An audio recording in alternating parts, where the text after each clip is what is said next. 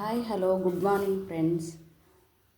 ನಾನು ತುಂಬ ಅತ್ಯುತ್ತಮವಾದ ತಿಳುವಳಿಕೆ ಅಥವಾ ಅದರ ಪಾಲನೆ ಹೇಳ್ತೀನಿ. ಎಚ್ ಐ ವಿ ನೋಡಿ, ಎಚ್ ಐ ವಿ ಅಂತಂದರೆ ಏನು? ಹ್ಯೂಮನ್ ಇಮ್ಯುನೋ ವೈರಸ್ ಮನುಷ್ಯನಲ್ಲಿ ಯಾವ ಥರ ಅಂದರೆ ಸಾಂಕ್ರಾಮಿಕ ಅಸಾಂಕ್ರಾಮಿಕ ಕಾಯಿಲೆಗಳು ಇರ್ತವೆ. ಸಾಂಕ್ರಾಮಿಕ ಅಂತಂದರೆ ಬೇಗ ಹರಡವು ಅಂದರೆ ಕೆಮ್ಮು, ಶೀತ, ಜ್ವರ, ಹಾಗೆ ತಲೆನೋವು, ಈ ಥರದ್ದು ಸಾಂಕ್ರಾಮಿಕ ರೋಗಗಳು. ಈಗ ಕೆಮ್ಮಿದ ತಕ್ಷಣ ಟಿ ಬಿ ಕಾಯಿಲೆ ಏನು ಒಬ್ಬರಿಂದ ಒಬ್ರಿಗೆ ಬರುತ್ತೆ, ಅದು ಸಾಂಕ್ರಾಮಿಕ. ಅಸಾಂಕ್ರಾಮಿಕ ಅಂದರೆ ಒಬ್ಬರಿಂದ ಒಬ್ಬರಿಗೆ ಹರಡದೇ ಇರೋದು ಅಸಾಂಕ್ರಾಮಿಕ ರೋಗನ ನಾವು ತಡೆಗಟ್ಟಕ್ಕೆ ಸ್ವಲ್ಪ ಕಷ್ಟಪಡಬೇಕಾಗುತ್ತೆ. ಅದು ಒಂದು ದಿನ 2 ದಿನದಲ್ಲಿ ಯಾವುದೇ ಕಾರಣಕ್ಕೂ ಅದು ತಡೆಗಟ್ಟಕ್ಕೆ ಸಾಧ್ಯ ಇಲ್ಲ. ಸಾಂಕ್ರಾಮಿಕ ರೋಗನ ಬೇಗ ತಡೆಗಟ್ಟಬಹುದು, ಅಸಾಂಕ್ರಾಮಿಕ ರೋಗಗಳನ್ನು ತಡೆಗಟ್ಟಕ್ಕಾಗಲ್ಲ. ಅದರಲ್ಲಿ ಇದು ಒಂದು ಕೂಡ ಎಚ್ ಐ ವಿ ಏನು ಅಂತಂದರೆ ಒಬ್ಬರಿಂದ ಒಬ್ಬರ ಜೊತೆಗೆ ಸೆಕ್ಸ್ಯುಯಲಾಗಿ ಯೂಸ್ ಮಾಡಿದರೆ ಮಾತ್ರ ಬರುವಂಥ ಕಾಯಿಲೆ. ಹಾಗೆಯೇ ಈಗ ಮೆಡಿಕಲ್ ಫೀಲ್ಡಲ್ಲಿ ಇರ್ತಾರೆ ಯಾರಂದರೆ ಸ್ಟಾಫ್ ನರ್ಸು, ಡಾಕ್ಟರ್ಸು ಮತ್ತು ಲ್ಯಾಬ್ ಟೆಕ್ನಿಷಿಯನ್ಸು, ಇನ್ನಿತರೆ ವರ್ಗದವರು.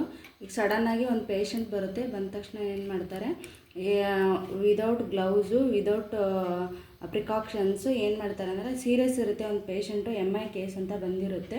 ಸಡನ್ನಾಗಿ ಏನು ಮಾಡ್ತಾರೆ, ಬೇಗ ಹೋಗಿ ಪ್ರಿಕ್ಕನ್ನು ಏನಂದರೆ IV ಕ್ಯಾನುಲ ಆಗಲಿ ಮತ್ತು ಇಂಜೆಕ್ಷನ್ಸ್ ಆಗಲಿ ಚುಚ್ಚೋಕೆ ಹೋಗ್ತಾರೆ.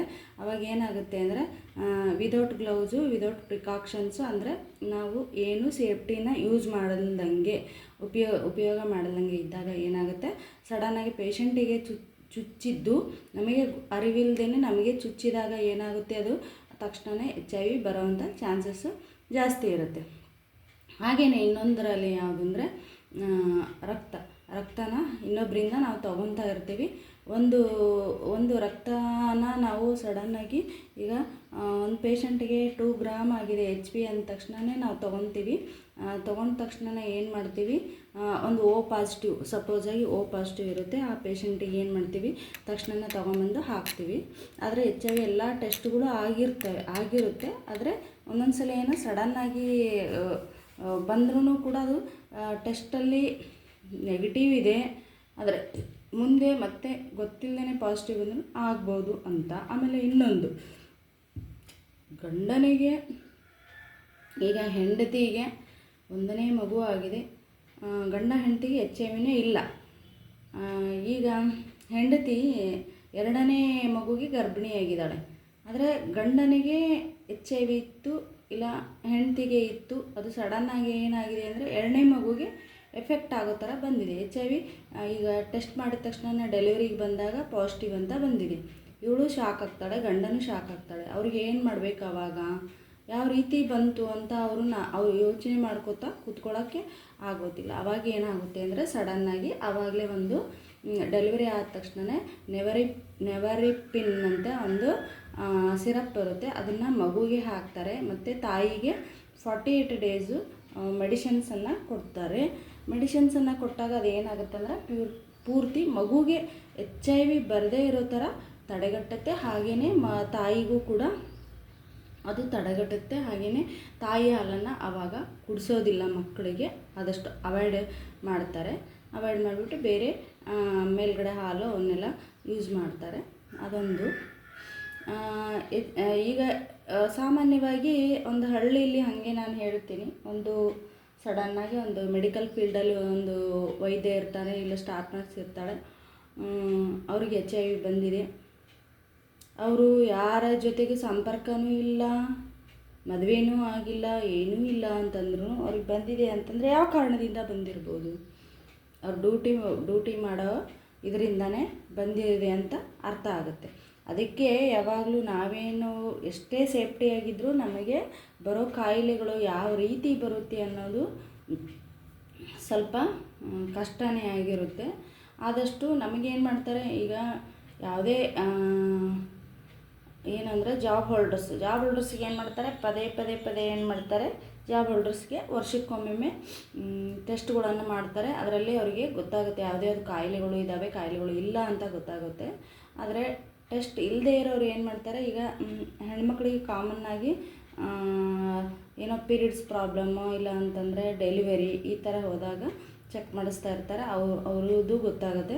ಒಂದು ಸ್ವಲ್ಪ ಗಂಡು ಮಕ್ಕಳೇ ಕಡಿಮೆ ಅನಿಸುತ್ತೆ ಹೋಗೋದು.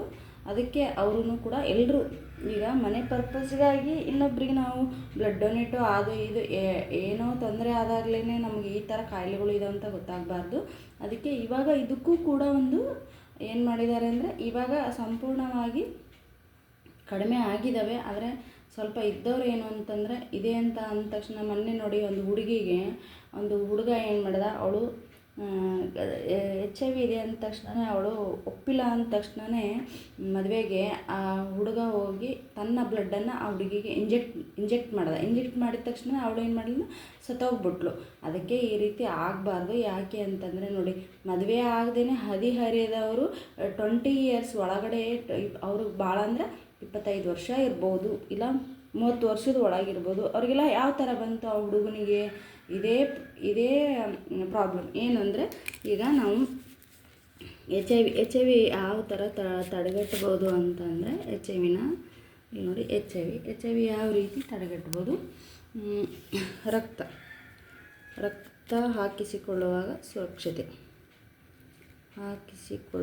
ಸುರಕ್ಷತೆಯಾಗಿ ಇರಬೇಕು.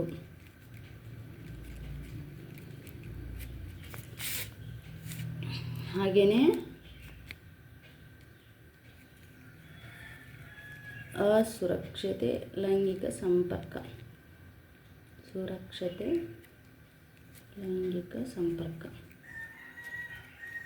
ಹಾಗೆಯೇ ಪ್ರಿಕ್ಕಿಂಗ್, ಇಂಜೆಕ್ಷನ್ ಪ್ರಿಕ್ ಆಗೋವಾಗ. ಆಮೇಲೆ ಇವಾಗ ಗೌರ್ಮೆಂಟ್ ಏನು ಮಾಡಿದೆ ಅಂತಂದರೆ, HIV ಇದ್ದವ್ರಿಗೆ ಏನು ಮಾಡಿದೆ ಅಂತಂದರೆ, ಇದು ಒಬ್ಬೊಬ್ರಿಗೆ ಗೊತ್ತಿರುತ್ತೆ, ಒಬ್ಬೊಬ್ರಿಗೆ ಗೊತ್ತಿರಲ್ಲ. ನಾನೇನು ಹೇಳ್ತಾ ಇದ್ದೀನಿ, ಒಂದು ಮಗು ಇತ್ತು ಅಂತಂದರೆ, ತಂದೆ ಇಲ್ಲ ತಾಯಿಗೆ HIV ಇತ್ತಂದರೆ ಆ ಮಗುವಿನ ಪೋಷಣೆಗೆ ಮಹಿಳಾ ಮತ್ತು ಮಕ್ಕಳ ಇಲಾಖೆಯಲ್ಲಿ, ಸಮಾಜ ಕಲ್ಯಾಣ ಇಲಾಖೆಯಲ್ಲಿ ಅದಕ್ಕೆ ದುಡ್ಡು ಕೊಡ್ತಾರೆ.